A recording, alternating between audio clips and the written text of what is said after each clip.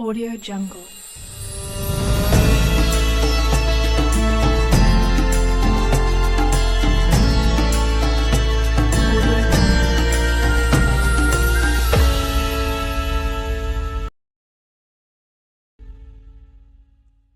السلام علیکم ورحمۃ اللہ وبرکاتہ۔ یہ ماہ مبارک کا دوسرا عشرہ ہے جس کو مغفرت کہا جاتا ہے۔ غفرہ کے معنی ہوتے ہیں ڈھانپنا۔ اللہ تبارک و تعالیٰ اپنے بندوں کے عیبوں کو ڈھانپ دیتا ہے اور ان کے گناہوں کو نیکیوں میں تبدیل کر دیتا ہے۔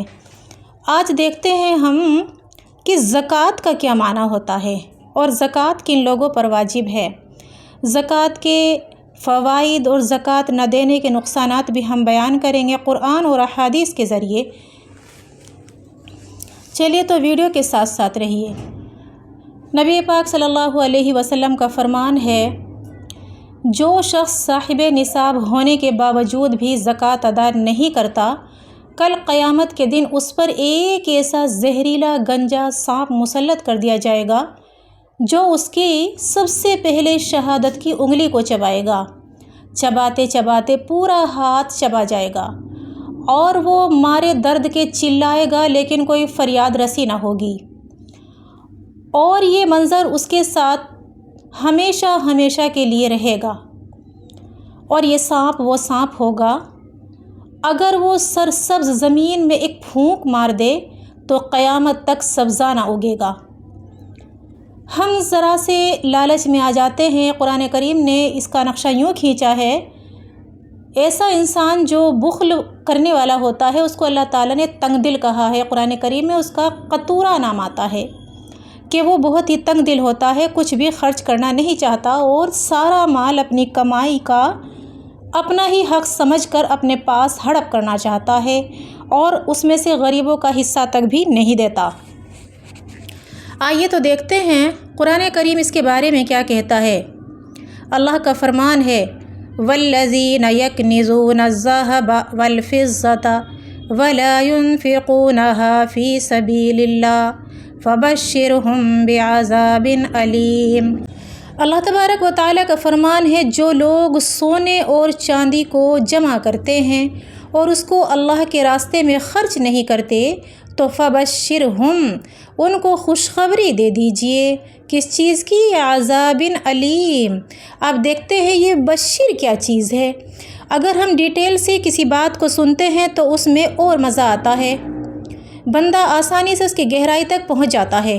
بشیر کہتے ہیں اسکن کو، جلد کو، کیونکہ جب ہم کوئی اچھی بات سنتے ہیں یا بری بات سنتے ہیں تو اس کا سب سے زیادہ اثر ہماری اسکن پر ہوتا ہے۔ تو یہاں اسکن جو ہمارے فور ہیڈ کی جو اسکن ہوتی ہے یہاں وہ مراد ہے۔ اور عذبن کہتے ہیں کسی بھی چیز کی، خاص طور سے پانی کی مٹھاس کو۔ اور علیم، علیم علم سے ہے، کہتے ہیں نا دردناک عذاب، المناک عذاب۔ تو علیم، علیم وہ عذاب ہوگا جہنم میں، ذہنی طور پر بھی اور جسمانی طور پر بھی اس انسان کو ٹارچر کیا جائے گا۔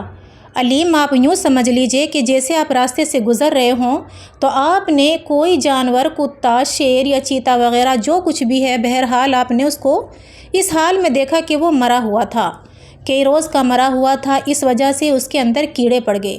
اب جب آپ راستے سے گزرتے ہیں تو اس کے اندر اتنی عجیب اسمیل ہوتی ہے کہ آپ برداشت نہیں کر سکتے، اور اس کی فیلنگ آپ کو راستہ پار کرنے کے بعد گھر تک موجود رہتی ہے، آپ کی عجیب سی حالت اندر سے رہتی ہے۔ تو اللہ تبارک و تعالیٰ فرماتا ہے، جو لوگ سونے اور چاندی کو، اپنے مال کو جمع کرتے ہیں اور اللہ کے راستے میں خرچ نہیں کرتے تو ان کو عذاب علیم کی خوشخبری دے دیجئے۔ یہ تنزیہ جملہ ہے، یہ ٹونٹ ہے، یہ اللہ تعالیٰ کا لعن طعن ہے اپنے بندے کو کہ اس کو خوشخبری دے دو۔ کہیں کہ خوشخبری دے دو عذاب علیم کی، کہ جہنم میں اس کو ایسا المناک عذاب دیا جائے گا۔ اور بشرہم یعنی جس سے انسان دکھ اور غم کو فیل کر کے اپنی پیشانی پر سب سے زیادہ محسوس کرتا ہے۔ آگے چلتے ہیں، یوم یحمى علیہا فی نار جہنم فتکوی بہا جباہہم وجنوبہم وظہورہم۔ استغفر اللہ۔ اللہ تعالیٰ کا کیا فرمان ہے، یوم یحمى علیہا فی نار جہنم، جس دن اس کے مال کو جہنم کی آگ میں تپایا جائے گا، اور اس تپائے ہوئے مال کا کیا ہوگا؟ فتقوا بہا جباہہم، کوا کہتے ہیں داغنا، پریس کرنا۔ جب پریس کسی جلد پر رکھی جائے تو وہاں کیا ہوتا ہے؟ داغ پڑ جاتا ہے۔ اور جباہہم کہتے ہیں ان کی پیشانی۔ کس کی پیشانی؟ جو زکوٰۃ صاحب نصاب ہونے کے باوجود بھی ادا نہیں کرتے، تو ان کی پیشانی کو، ان کے مال کو جہنم میں تپا کر داغا جائے گا۔ سب سے پہلے یہاں کس چیز کو داغا جائے گا؟ پیشانی کو، فور ہیڈ کو۔ وجنوبہم، نمبر 2، اور ان کے پہلو کو۔ کیوں؟ اس لیے کہ جب انسان کے پاس کوئی سائل سوال کرنے کے لیے آتا ہے تو اگر وہ اس کو دینا نہیں چاہتا تو سب سے پہلے اس کی پیشانی پر بل آتا ہے۔ تو سب سے پہلے یہاں پیشانی کا تذکرہ ہے کہ اس کی پیشانی کو داغا جائے گا۔ نمبر 2 پر کیا کرتا ہے؟ جب اس کو دینا نہیں چاہتا تو کہتا ہے جا بولتا رہے، اور پہلو تہی کرتا ہے، یعنی پیٹھ موڑتا ہے، اسے کروٹ دکھاتا ہے اور وہاں سے چلا جاتا ہے، یعنی اس کو اگنور کر دیتا ہے۔ اس کی وجہ سے نمبر 2 پر اللہ نے فرمایا وہ جنوبہم، اور اس کے پہلوؤں کو داغا جائے گا۔ وظہورہم، اور تیسرے نمبر پر سائل کی طرف کیا رہ جاتا ہے؟ تیسرے نمبر پر سائل کی طرف صرف اور صرف ہماری پیٹھ رہ جاتی ہے، جس کو وہ دیکھتا ہی رہتا ہے۔ تو اللہ تعالیٰ نے کیا فرمایا؟ اس پیٹھ کو بھی میں جہنم میں اس کے مال کو تپا کر داغ دوں گا۔ تو دیکھیے تینوں چیزیں انسان کی ڈیفیکٹڈ ہو گئی ہیں، داغدار ہو گئی ہیں، پیشانی بھی، پہلو بھی اور پیٹھ بھی۔ جن تینوں اعضاء سے اس نے اپنا ریئیکشن دنیا میں سائل کو دکھایا، انہی چیزوں کو اللہ تعالیٰ نے داغدار بنا دیا۔ آپ سوچیں تو صحیح، اگر ہمارے چہرے پر کوئی پھنسی، کوئی دانہ بھی نکل آئے تو ہمیں اتنی شرم فیل ہوتی ہے کہ ہم دوسرے کے سامنے جانے سے کتراتے ہیں۔ اللہ اکبر، استغفر اللہ۔ اس وقت کیا حال ہوگا جب ایسے لوگ جن پر زکوٰۃ واجب ہے اور وہ زکوٰۃ ادا نہیں کرتے، تو ان کا اللہ تبارک و تعالیٰ ان کو لوگوں کے سامنے اس حال میں لے کر آئے گا کہ ان کی پیشانی داغدار ہوگی، اور پیچھے دیکھنے والوں کے لیے پیٹھ ان کی داغدار ہوگی، اور دائیں بائیں دیکھنے والوں کے لیے اس کے دونوں پہلو داغدار ہوں گے۔ ھذا ما کنزتم لانفسکم، اور کہا جائے گا یہ ہے تمہارا وہ خزانہ جو تم نے جمع کیا تھا، فذوقوا، تو چکھو، ما کنتم تکنزون، کس کا مزہ چکھو؟ اس خزانے کا جو تم نے جمع کیا تھا۔ یہ اللہ تبارک و تعالی ہمیں وعید سنا رہا ہے۔ زکوٰۃ 52.5 تولہ چاندی اور 7.5 تولہ سونے پر زکوٰۃ واجب ہوتی ہے۔ جس انسان کے پاس سونا یا چاندی ملا کر نصاب کو یہ مال پہنچ جائے تو اس پر زکوٰۃ واجب ہے۔ اگر کسی کے پاس سونا یا چاندی نہیں ہے اور اس کے برابر اس کے پاس قیمت ہے یا کوئی مہنگی اور اشیاء ہے جو مال تجارت میں شامل ہے تو اس پر بھی زکوٰۃ واجب آئے گی۔ بہرحال اس کو زکوٰۃ دینا ہوگی۔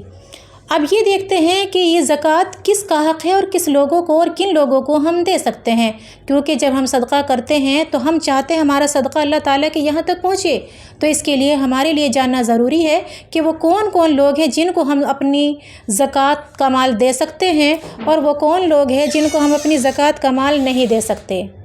اللہ تبارک و تعالیٰ آگے ارشاد فرماتا ہے انما الصدقات للفقراء والمساکین والعاملین علیہا والمؤلفۃ قلوبہم وفی الرقاب والغارمین فی سبیل اللہ وابن السبیل فریضۃ من اللہ واللہ علیم حکیم۔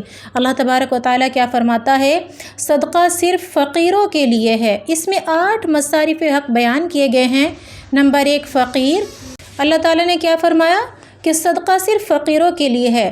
نمبر 1 فقراء، نمبر 2 مساکین، نمبر 3 عاملین، نمبر 4 مؤلفۃ القلوب، نمبر 5 وفی الرقاب، نمبر 6 غارمین، نمبر 7 سبیل اللہ وابن السبیل، سبیل اللہ، اور نمبر 8 وابن السبیل۔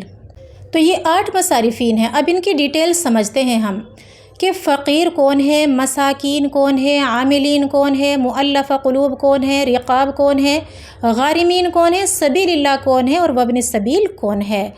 آئیے تو دیکھتے ہیں۔ صدقہ صرف فقیروں کے لیے ہے، یہاں پر جمع کا صیغہ ہے، پلورل کا صیغہ ہے۔ یہاں پر مطلب وہ فقیر وہ لوگ ہوتے ہیں جن کے پاس اتنا مال ہو، اتنا خرچہ ہو کہ وہ صرف ایک مرتبہ کھانا کھا سکتے ہیں ایک وقت کا، اور دوسرے وقت ان کے لیے کھانے پینے کے لیے کچھ بھی نہیں ہوتا، تو یہ فقیر ہیں، یہ زکوٰۃ کی کیٹیگری میں آتے ہیں، ان کو زکوٰۃ کا مال دیا جائے گا، بالکل جائز ہے۔ نمبر 2، مساکین۔ مساکین وہ شخص ہوتا ہے جس کے والد تو ہو لیکن والدہ نہ ہو، تو مساکین یہاں پر اس کو نہیں کہیں گے، بلکہ یہاں مساکین اس محتاج کو کہیں گے جو ضرورت مند ہو۔ محتاج حاجہ سے ہے، حاجت سے، حاجت یعنی ضرورت مند، تو مساکین وہ ہے جو ضرورت مند ہو، یعنی ان کے پاس کچھ نہ کچھ ذریعہ تو ہے معاش کا، لیکن کماتے بھی ہیں، ہر کام کرتے ہیں، لیکن پھر بھی ان کے اخراجات مکمل طور پر کمپلیٹلی نہیں گزر بسر ہوتے ہیں، تو ان لوگوں کو بھی آپ زکوٰۃ ادا کر سکتے ہیں۔ نمبر 3 پر آتا ہے عاملین۔ عاملین کام کرنے والوں کو کہتے ہیں، یعنی جو زکوٰۃ کی وصولی کرتے ہیں، جیسے جن کو ہم سفیر کہتے ہیں، جو چندہ کرنے والے ہوتے ہیں، یہ مدرسے کے مدرس بھی ہو سکتے ہیں یا پھر یہ اونلی سفیر بھی ہو سکتے ہیں، تو ان کو بھی زکوٰۃ دی جائے گی۔ باقی یہ اپنی تنخواہ اسی سے بھی نکال سکتے ہیں، تو یہ بھی جائز ہے۔ باقی ان کا اپنا معاملہ ہے، یہ ذمہ دار سے کیا طے کرتے ہیں کیا نہیں کرتے ہیں، لیکن بہرحال ان کو زکوٰۃ کا مال لگ جاتا ہے۔ تو نمبر 1 پر کس کا حق ہے؟ فقیر کا۔ نمبر 2 پر مساکین کا۔ نمبر 3 پر عاملین کا۔ اور نمبر 4 پر کون ہے؟ مؤلفۃ قلوبہم۔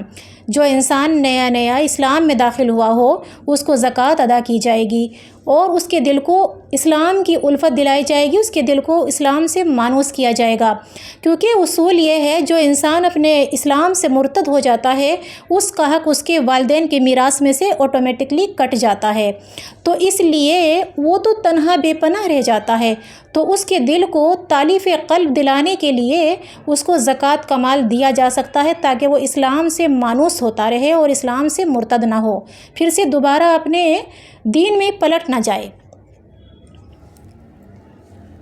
نمبر 5 پر آتا ہے رقاب۔ رقاب کہتے ہیں گردنوں کے آزاد کرنے کو، یعنی جو قیدی ہیں ان کو رہائی دلانے کے لیے آپ زکوٰۃ کا مال خرچ کر سکتے ہیں۔ والغارمین کہتے ہیں مقروض کو، جن کے پاس کھانے پینے کو ہے اور وہ کام بھی کرتے ہیں، ان کے پاس زمین جائیداد بھی ہے، لیکن ان کا ذریعہ معاش مکمل نہیں ہے اور وہ قرض تلے دبے ہوئے ہیں، اور آپ جانتے ہیں جو انسان جنتی بھی ہو اور صالح بھی ہو، متقی بھی ہو، پرہیزگار بھی ہو، لیکن وہ قرضہ لے کر اللہ تعالیٰ کے یہاں جائے گا تو وہ جنتی ہونے کے باوجود بھی جنت کے دروازے ہی پر روک لیا جائے گا۔ اس لیے مومن پر حق بنتا ہے، کیونکہ مومن کا بھائی ہوتا ہے، مومن کا آئینہ ہوتا ہے، اور قرآن کریم میں ایک جگہ آتا ہے کہ مومن کی مثال زیتون کے تیل سے جلا ہوا جو چراغ ہوتا ہے اس کی مانند ہے، کیونکہ چراغ کی روشنی چاروں طرف پھیلتی ہے، اسی لیے مومن چاروں طرف اپنی فلاح کو، اپنی اصلاح کو، اپنی صلہ رحمی کو پھیلاتا ہے، نہ کہ قطع رحمی یا جہالت کو۔ تو مقروض کا جو قرض ہے وہ زکوٰۃ کے پیسے سے آپ ادا کر سکتے ہیں۔ نمبر 7 پر آتا ہے سبیل اللہ۔ اللہ کے راستے میں جو سائل وغیرہ آ جاتے ہیں وہ اللہ کے لیے اگر مانگ لیتے ہیں اور اگر وہ مستحقین میں سے ہیں تو آپ ان کو زکوٰۃ کا پیسہ دے سکتے ہیں۔ وابن السبیل، یہ 8واں شخص ہے، یہ وہ شخص ہے جس کے پاس کوٹھی ہے، بنگلہ ہے، زمین ہے، جائیداد ہے، دولت ہے، شہرت ہے، جاہ ہے، جلال ہے، حب ہے، لیکن پھر بھی اس کو زکوٰۃ ادا کی جا سکتی ہے۔ تو جانتے ہیں کہ یہ وہ کون سا شخص ہے؟ یہ وہ شخص ہے جب سفر کرنے کے لیے نکلے اور اس کا مال لٹیرے لوٹ لیں اور یہ تنہا بے پناہ رہ جائے تو اس کو اپنے گھر تک آنے کے لیے پیسے کی ضرورت ہوتی ہے، تو ایسے شخص کو زکوٰۃ کا پیسہ دے سکتے ہیں۔ اللہ نے آگے فرمایا فریضۃ من اللہ، یہ اللہ تبارک و تعالیٰ نے مقررہ حصے کیے ہیں، واللہ علیم حکیم، اور جو تم کرتے ہو اللہ تبارک و تعالیٰ اس کو جاننے والا ہے، حکیم ہے، حکمت سے، دانائی سے، سب اللہ تبارک و تعالیٰ اپنے بندوں کے حال احوال سے واقف ہے۔ اب دیکھتے ہیں وہ کون لوگ ہیں جن کو زکوٰۃ ادا نہیں کی جا سکتی۔ ایک بار حضرت حسن صحابہ رضی اللہ تعالیٰ عنہم اجمعین نبی پاک صلی اللہ علیہ وسلم راستے سے جا رہے تھے۔ راستے میں ایک کھجور پڑی، جیسا کہ بچوں کا معمول ہوتا ہے، جو چیز پڑی دیکھتے ہیں اٹھا کر منہ میں ڈال لیتے ہیں۔ حضرت حسن یا حضرت حسین دونوں میں سے کوئی سا بھائی تھا، انہوں نے اسے کھجور کو نیچے سے اٹھایا اور اٹھا کر اپنے منہ میں ڈال لیا۔ فوراً نبی پاک صلی اللہ علیہ وسلم نے منہ میں 2 انگلی ڈالی اور کھجور کو نکال کر باہر پھینک دیا۔ صحابہ رضی اللہ تعالیٰ عنہم اجمعین نے فرمایا، یا رسول اللہ، بچہ ہے، کھانے دینی تھی۔ آپ صلی اللہ علیہ وسلم نے فرمایا، یہ صدقہ ہے۔ صدقہ کسی بھی طرح کا ہو آل رسول کے لیے جائز نہیں ہے، کیونکہ صدقہ لوگوں کی میل کچیل ہوتا ہے۔ تو کن لوگوں کو صدقہ نہیں دے سکتے؟ جو نبی پاک صلی اللہ علیہ وسلم کے شجر مبارک سے ملتے ہیں، یعنی سید، ہاشمی اور آل عباس، ان تینوں کو صدقہ نہیں دے سکتے۔ یہ ضروری نہیں کہ آپ ان سے ڈائریکٹلی پوچھیں کہ آپ ان خاندان میں سے ہیں یا نہیں، یہ تو کسی اور سے بھی پتہ لگ سکتا ہے۔ کسی کی دل آزاری کرنے سے بچیے گا اور حکمت سے کام لیجیے گا۔ نمبر 2 پر دادا دادی، نانا نانی کو زکوٰۃ کا پیسہ نہیں دیا جا سکتا۔ ایسے ہی پوتا پوتی، نواسا نواسی کو بھی زکوٰۃ کا پیسہ نہیں دیا جا سکتا۔ ایسے ہی شوہر بیوی کو زکوٰۃ کا پیسہ نہیں دے سکتا۔ ہاں، بیوی شوہر کو زکوٰۃ کا پیسہ دے سکتی ہے۔ یہ وہ چیزیں ہیں جو احکام ہیں کہ ہم زکوٰۃ ادا کرتے ہیں اور پھر ہمارا دل ڈاواڈول رہتا ہے کہ نہ جانے ہماری زکوٰۃ ادا ہوئی ہے یا زکوٰۃ ادا نہیں ہوئی ہے۔ کچھ لوگ اس کے علاوہ بھی ہوتے ہیں جن کے پاس سونا یا چاندی، ہیرے جواہر تو نہیں ہوتا، لیکن ان کے پاس تجارت کے لیے مویشی ہوتے ہیں، گھوڑے ہوتے ہیں، یا پھر گائیں، بھینس یا پھر بکریاں، جن کا وہ کاروبار کرتے ہیں، تو ان پر بھی زکوٰۃ آتی ہے۔ حدیث میں آتا ہے، جس نے اپنے جانوروں کی زکوٰۃ ادا نہ کی، کل وہ زکوٰۃ نہ دینے والے کو اپنے پاؤں تلے روندے گا اور جانور دوڑ دوڑ کر اس انسان کا مسلح بنا دے گا۔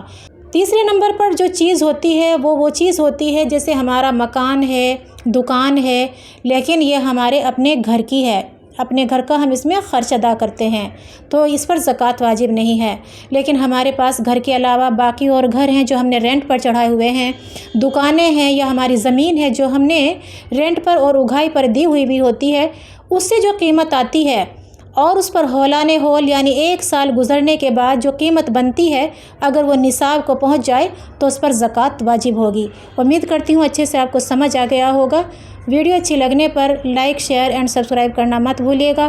آخر میں دعا ہے، اللہ تبارک و تعالی ہمیں شریعت کا پابند بنائے، نبی پاک صلی اللہ علیہ وسلم اور اللہ کے اصولوں پر چلنے والا بنائے۔ وآخر دعوانا الحمد للہ رب العالمین۔